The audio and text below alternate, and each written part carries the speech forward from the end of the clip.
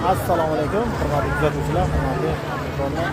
Sizlarga Kattaqo'rg'on suv omborini ko'rsataman. Keyin orqasidan bitta do'koncham bor, shuni birdan obzor qilib ketaman. Kattaqo'rg'on suv ombori hozirgi kunda dam olish maskaniga aylangan. Mana juda ham odam ko'p. Xo'p, bu dachamizni egasiga ko'chma do'kon qurib berdim. Ko'chma do'kon 5 ga 3, hozir ko'rsataman. Mana bu nimadan chiqqan joy, mashinani qaranglar, ko'pligini. Qo'yishga joy yo'q. Burchakka tiqib qo'ydik mashinamizni. Ataylab sizlar uchun keldim yerga.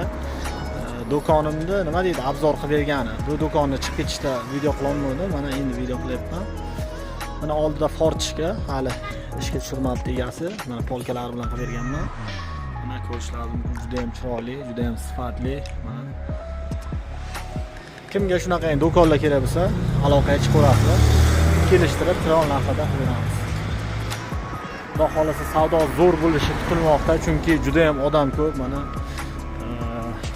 bari nima deydi, dam olishga kelgan klientlar